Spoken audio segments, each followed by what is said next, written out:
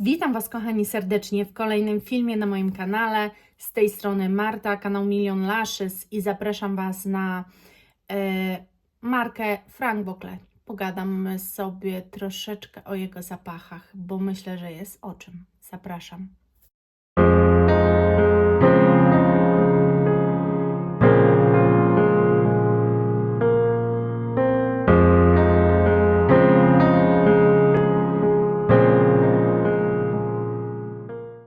Dzisiaj to nie będzie jakiś wielki wywód na temat tego, kto stworzył markę, gdzie ona powstała, kiedy.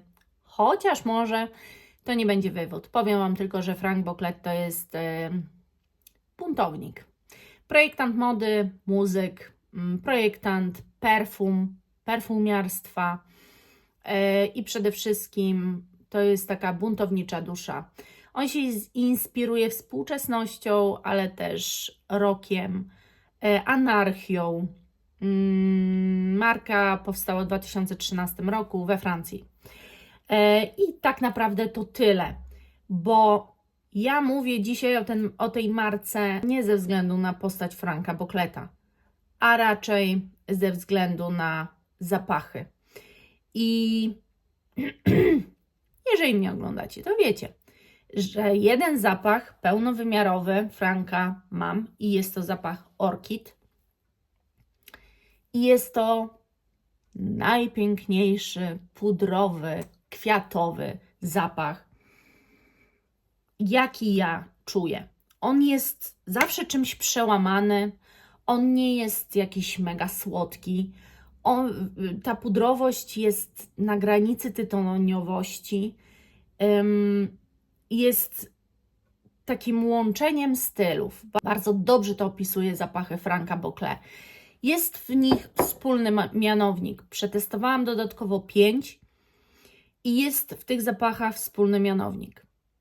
Wspólnym mianownikiem jest trwałość, która jest petardą, i wspólnym mianownikiem jest pudrowość bądź dymność, ale ja bym to nazwała jednak wszystko pudrowością.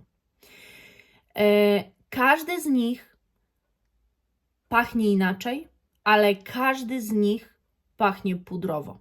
Jeżeli nie wyczułaście na sobie zapachów pudrowych, to może być różnie z tą marką, jeżeli chodzi o trwałość. To znaczy trwałość one pewnie będą miały, przynajmniej dla osób, które Was wąchają i które pudrowe nuty odczytują, ale jeżeli Wy nie odczytujecie pudrowych nut, to nie są zapachy dla Was. Pod warunkiem, że się perfumujecie dla siebie, a nie dla kogoś. No, to żeby była jasność. Wypróbowałam dodatkowe 5 zapachów. Wzięłam tak naprawdę praktycznie wszystkie próbki zapachów, które były dostępne. Uwaga, wzięłam te próbki na Quality Misala czy Masala, nigdy nie wiem, dlatego, że tylko tam one były. Nie mogłam wziąć odlewek u nikogo, bo nikt Franka Boclet nie ma. Była jedna osoba tylko, która miała jeden zapach, ale to troszeczkę za mało, więc wzięłam po prostu z tej strony hurtowo. I ja wiem, że Wy mówicie, że nie warto testować z tej strony zapachów, bo zawsze się przejedziecie z jakością, ale to ta strona dała mi dodatkowo tę próbkę. I to z tej strony miałam próbkę zapachu, który był na mnie turbotrwały. Więc może z tym być po prostu różnie. Może jak trafił, tak trafił. Jeżeli chodzi o próbki Franka Bocleta, tu nie mam nic do zarzucenia. Te zapachy są zaczepiście trwałe. I mam tak. Tobacco ODP, Kashmiri ODP, Cocaine Extract, Heroes Extract i Angie Extract. 3 ekstrakty, 2 wody perfumowane. Ja nie wiem, jak tutaj Wam o tym wszystkim opowiadać, bo biorąc pod uwagę, jak jest mało tej próbki, no to nie mogłam tego 2 dni testować, ale zacznijmy od Angie. I patrzę, czy mam coś na ręku. Zaczniemy od Angie, bo z tego co kojarzę, to Angie złamała mi serce. To jest, słuchajcie, ja mam tu rękę, ja po prostu czuję, jak mnie wali ten zapach. O Jezu, to jest po prostu... Ten zapach to jest anyż połączony z różą. Mam takie wrażenie. Przynajmniej pierwsze psiknięcie, on później robi się taki pudrowy, niesamowicie... nawet cytrusowy momentami. Jest zdecydowanie jakaś kwaskowatość przełamująca to wszystko. Niezwykle skomponowana kompozycja. I powiem Wam jeszcze jedno. Franka Boclet zapachy chce mieć wszystkie. Nie wiem, jak to rozłożę w czasie, bo to też nie są jakieś drogie strasznie zapachy, ale też nie są tanie. Natomiast to jest marka, w którą ja mam wrażenie, że mogę iść w ciemno z każdym zapachem. Tak strasznie mi się spodobała. Tu jest cytrusowość, właśnie później dochodzi do głosu już ta cytrusowość. Gdzieś tam w oddali ten jakby anyżowatość taką delikatną czuć. Może to jest jakaś mleczność, może to jest coś troszkę gdzieś gourmandowego. Cały czas jest to w takiej dosyć tonacji pudrowej, ale nieoczywistej pudrowej. Wydaje mi się, że ten zapach będzie trwały na każdym, bo ta pudrowość jest bardzo przytłumiona. W niektórych z jego zapachów jest taki puder. Tu nie, ale to jest bardzo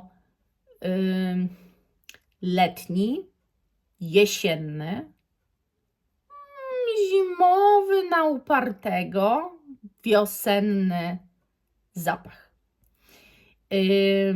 I jesienny też, przypominam, dlatego że jest jakaś taka nuta, która przywodzi na myśl coś ciepłego. Mimo że w całym odbiorze generalnie zapach jest dosyć orzeźwiający, to jest w nim coś, co przywozi coś ciepłego. Ta anyżowość delikatna, te subtelne nuty, delikatnie właśnie mleczne jakby. On jest niesamowity. Nie jest ani zmysłowy, nie jest też zapachem jakimś strasznie kobiecym. Jest to poza tym unisex. Ale jest idealnie skomponowany i powiem Wam, że według mnie niewielu osobom on się nie spodoba. On jest bardzo dobrze zbalansowany. On będzie w większości odczuwany jako coś bardzo świeżego. Dla mnie Angie Extract jest po prostu petardą, słuchajcie. I myślę, że gdybym jego mi wrzucili i najpierw bym go poznała, jest duże prawdopodobieństwo, że chociaż nie, bo każdy z nich jest piękny. Teraz sobie przypomniałam jeszcze o jednym zapachu, który może jego bym jako pierwszy kupiła. Cieszę się, że mam Orchid, bo tak naprawdę teraz go noszę. Teraz jest najlepiej. Ale on ma tak niesamowite te zapachy, tak fantastycznie je komponuje. Może przez te swoje szaleństwo, takie łączenia, bycie rockowcem, bycie we współczesności takim bardzo twórczym człowiekiem, bo później już nie czuć tej cytrusowości, ale cały czas czuć mleczność tego zapachu. Taką wyjątkową, doprawioną, nie mdłą, nie taką ulewającą się mleczność. No, coś pięknego. Następny zapach, może o jakim powiemy, to też będzie ekstrakt i to jest Heroes. I to sobie dam tu może, o. I to jest, na początku uderza Was ostra nuta kadzidlano, ale nie, bo tu nie ma dymności. To nie jest kadzidło. Mirra może. Mirra i jakiś benzoes. Bo jest tu jakaś taka bursztynowa mleczność. Ale później dochodzą tu do głosu jakieś nuty cytrusowe oraz taki cały czas w takiej jednak tonacji bardziej pudrowej niż takiego dymku kadzidlanego, czegoś takiego. Nie, tu tego bym tak nie nazwała. To jest na początku po psiknięciach mocny zapach, ale on nie jest mocny do noszenia. On jest bardzo przyskórny, to nie jest zapach ogoniasty i tak naprawdę to chyba żaden z nich nie jest ogoniasty, raczej są przyskórne typowo dla Was. Jeżeli ktoś podejdzie do Was, przywitać się, buzi, buzi, to poczuje, ale generalnie no i teraz właśnie delikatne nuty cytrusowe i może delikatny kwiat jaśminu dochodzi tu do głosu. Zapach się absolutnie nie wysładza na żadnym etapie. Boże, ten jest piękny. Angie. On się w żaden sposób nie wysładza, ale on mi w ogóle przypomina jakąś taką kompozycję, już coś podobnego wąchałam, słuchajcie. Można nazwać Heroes Extract za zapach najbliższy temu, co myślimy o niszy. To nie jest tak, że to jest udziwniony zapach, bo na przykład uważam, że bardziej udziwniony jest Amouage Myths. To nie jest udziwniony zapach, to jest bardzo noszalny zapach, ale w takiej formule bardziej niszowej właśnie. I powiedziałabym, że to jest taki Heroes, wydawałoby się męski, ale on jest bardzo moim zdaniem kobiecy. To jest oczywiście unisex, bo wszystkie są, to ja już mówiłam chyba. On mi coś przypomina.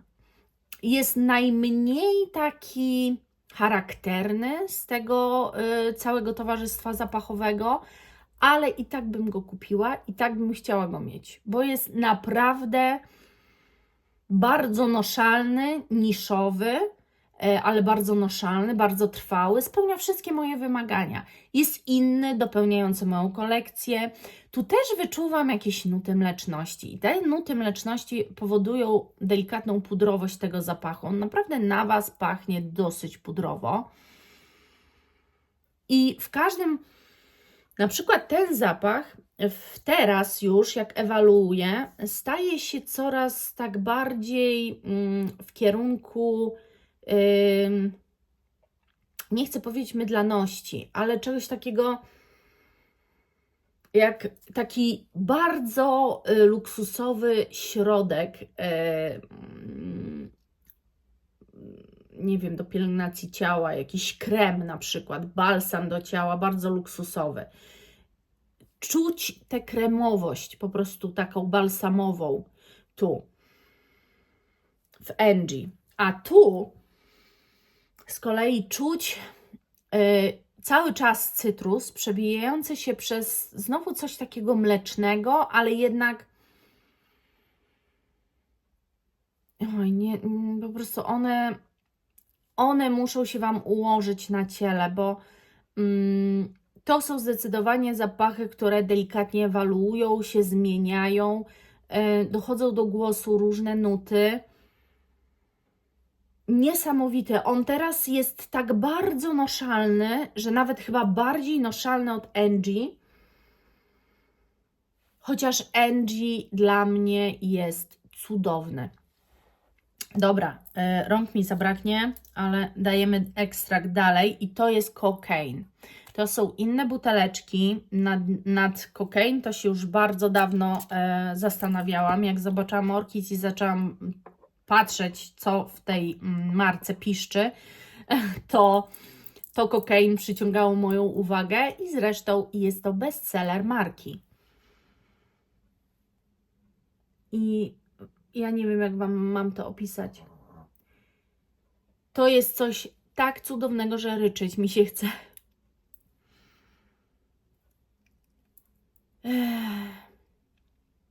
To są zapachy, które znam, a nie wiem, czy potrafię Wam je opisać.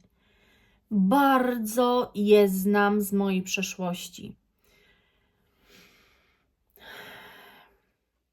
To jest zapach siana w stodole. Troszkę może takiego przykurzonego. To jest zapach trochę zmurszałego drzewa. I wszystko, co Wam mówię, brzmi bardzo odpychająco, ale to nie jest zapach odpychający. To jest właśnie kokain. To jest narkotyk, to jest kokaina, to jest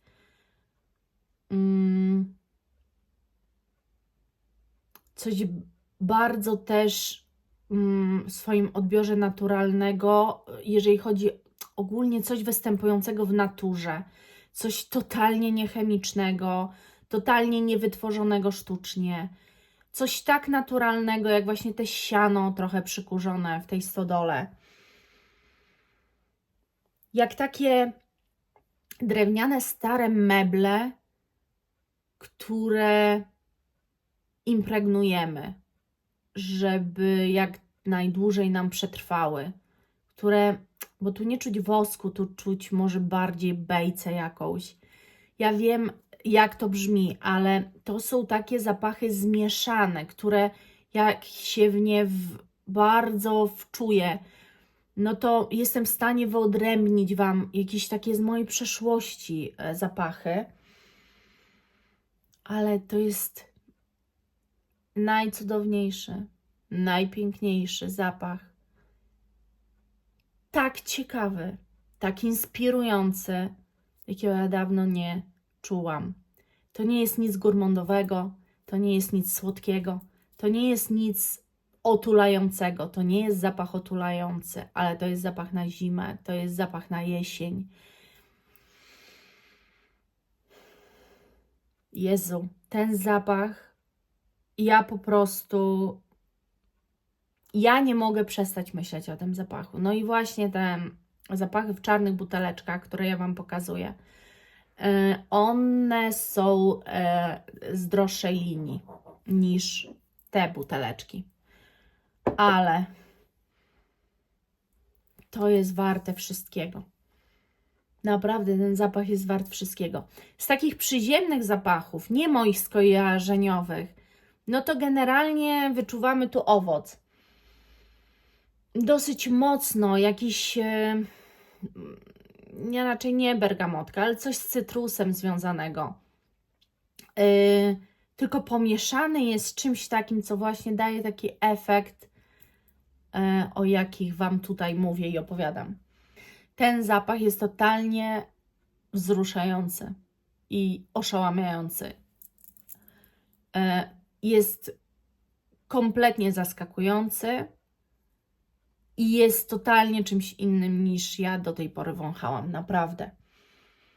Jezu, on jest cudowny, serio. I zostały mi dwie próbki i to jest Cashmere i Tobacco i może wezmę Cashmere i Wam zaraz powiem.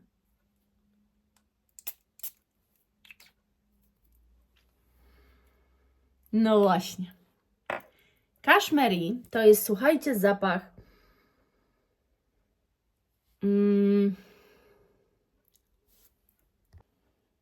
Cashmere to jest zapach, słuchajcie, grejpfruta. Na początku jest dosyć duże uderzenie grejpfruta. Zdecydowanie wyczuwam tu nuty skóry, ale kompletnie nie przytłaczające, tylko takie owocowe nuty skóry.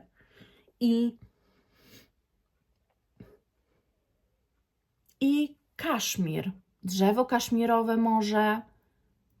Czuję też trochę goździki, zdecydowanie. Taką korzenność tego zapachu. ale gdybym miała Wam powiedzieć, czym te perfumy pachną, to bym powiedziała, że jest to kaszmir. Ciężko jest powąchać tkaninę kaszmirową, no ona nie pachnie jakoś, nie wiadomo, ale mamy czasami coś takiego, że wiemy, jak coś pachnie. Wiemy, jak pachnie bawełna, prawda?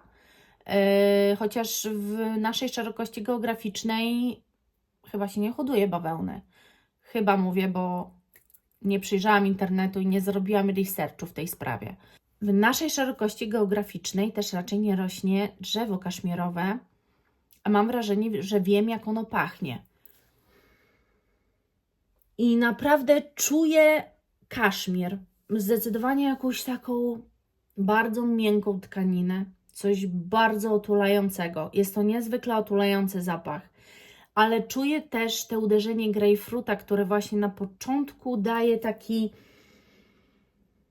One się później układają, są takie bardziej skórzane właśnie. Są takie bardziej skórzane, bardziej... ta korzenność to też nie jest taka korzenność, jaką znamy w niektórych takich mocniejszych zapachach jesiennych. To jest przytłumiona korzenność, bardzo pudrowa właśnie. W ogóle ten zapach jest mega pudrowy. Przepiękny jest ten zapach. Przepiękny. Czuć różnicę między ekstraktami, a jednak te ODP.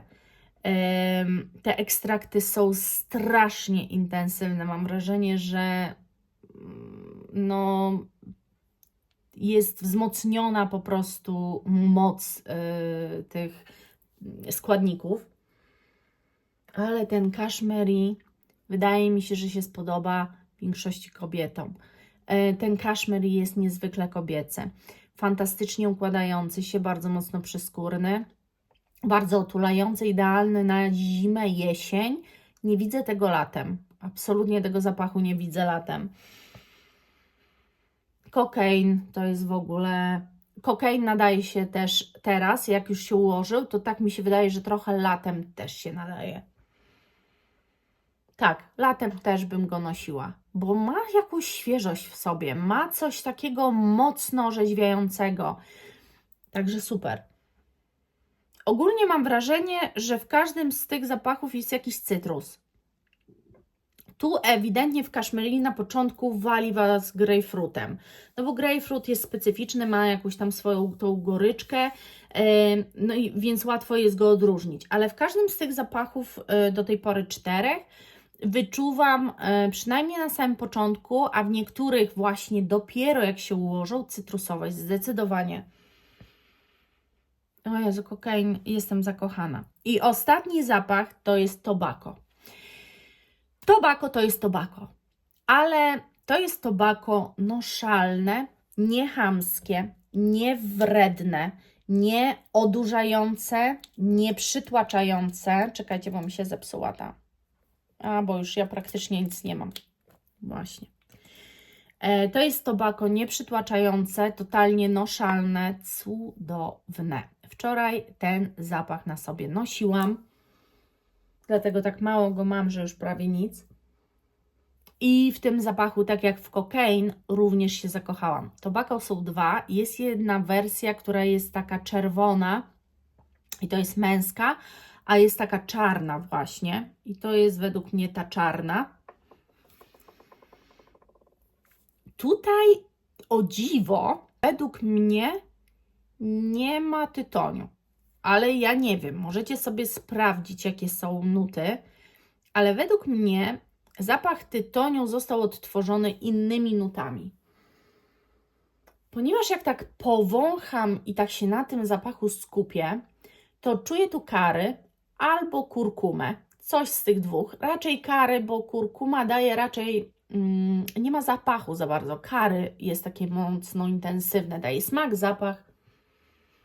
Zdecydowanie kary. I te kary wybrzmiewa na tytoń. Właśnie wydaje mi się, One są pudrowe właśnie bardziej niż tytoniowe, niż dymne. I ten tytoń to nie jest tytoń, tylko to jest złudzenie. To jest metafora. Tak bym to ujęła. Zapach bardzo przyprawowy, bardzo mocno czuję karę. I powiem Wam, że poza kary ciężko mi jest cokolwiek innego tu wyróżnić. Natomiast to jest tak, że jak się nie skupiacie i nie próbujecie wywąchać żadnych nut, tylko po prostu ponosić zapach, to tak jak ja go wczoraj nosiłam, jest niesamowicie intensywny, bardzo mocny, naprawdę. I nie jest to ekstrakt. I czujecie tytoń. Tylko że ten tytoń jest bardziej w pewnym momencie tak jakby na skórze się wydaje bardziej owocowy, bardziej przytulny, bardziej właśnie taki otulająco, taki jakby tkaninowy. Nie wiem, czy wiecie, o co chodzi, ale odbiór zapachu, pytałam też Wojtka, jest niesamowicie przyjemny, w ogóle nie odrzucający. To są tak noszalne zapachy, jakie myślę, że każdy z nas by chciał, bo wydaje mi się, że jeżeli nawet sięgamy po niszę, to oczywiście oprócz tych efektów specjalnych chcemy coś nowego, super składników i tak dalej, to oczekujemy czegoś noszalnego, czegoś, co naprawdę będzie przepiękne. I ten zapach taki jest. Jest niesamowity. On jak się ułoży, to generalnie nawet jak tak się przewącham mocno, to te kary już jest takie, wiecie, już muszę się zastanowić, przemyśleć, bardzo mocno się wczuć w zapach, bo generalnie czuć po prostu tytoń. Jest przefantastyczne. Moje podsumowanie ogólnie marki Franck Bo Clet, przetestowałam 5 zapachów, oprócz tego mam 6. Muszę Wam powiedzieć, że wszystkie te zapachy, podobnie, tylko że BDK to jest zupełnie coś innego. BDK jest takie, jest marką, która robi bardziej właśnie takie zapachy współczesne, nowoczesne bardzo. Tu naprawdę czuć vintage, ale nie w sensie vintage. Boże, nie lubię tego słowa używać, jeżeli zapach nie brzmi staro. Zapachy nadal brzmią nowocześnie, ale widać naleciałości starego systemu, chociażby przez pudrowość znajdującą się tu, chociażby przez łączenie pewnych nut ze sobą.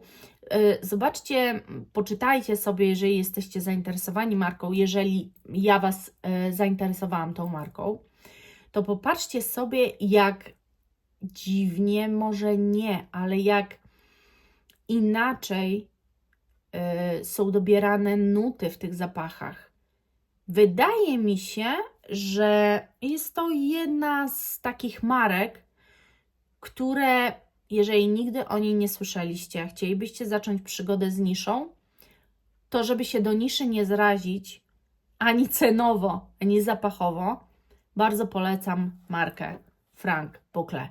Ja stałam się fanką tej marki, taką prawdziwą od serca. I powiem Wam, że na przyszły rok moim planem jest, żeby kupować sobie po jednym zapachu, zbierać kolekcję tych zapachów. Będzie ciężko. Będzie ciężko, bo mam dużo pomysłów na nowe zapachy do mojej kolekcji. Mam dużo na chciej liście i będzie ciężko to zrobić, ale definitywnie Wam mówię, że Franck Bo Clet jest w pierwszej 5 marek, które ja bardzo chcę mieć. Tak bardzo, bardzo. I co? Niesamowite. Po prostu niesamowite zapachy. one wszystkie się zmieniają, one wszystkie później się zachowują inaczej, bardzo pięknie układają się. Jezu, ja mogłabym o tym, słuchajcie, z Wami rozmawiać i z tydzień, ale nie o tym, nie na tym to polega. To jest niedziela, nie chcę Was też tu przetrzymywać, nie wiadomo ile, ale mam nadzieję, że miło spędziliście ze mną ten czas i polecam Wam wypróbować sobie, sprawdzić kilka próbek Frank Boclet. I jeżeli nic Was nie zachwyci, to będę w ogromnym szoku, bo jest to praktycznie niemożliwe. Wydaje mi się, że dla koneserów zapachów to jest marka po prostu idealna. Po prostu idealna. Ja za dzisiaj serdecznie Wam dziękuję i do zobaczenia, kochani. Buziaczki. Pa!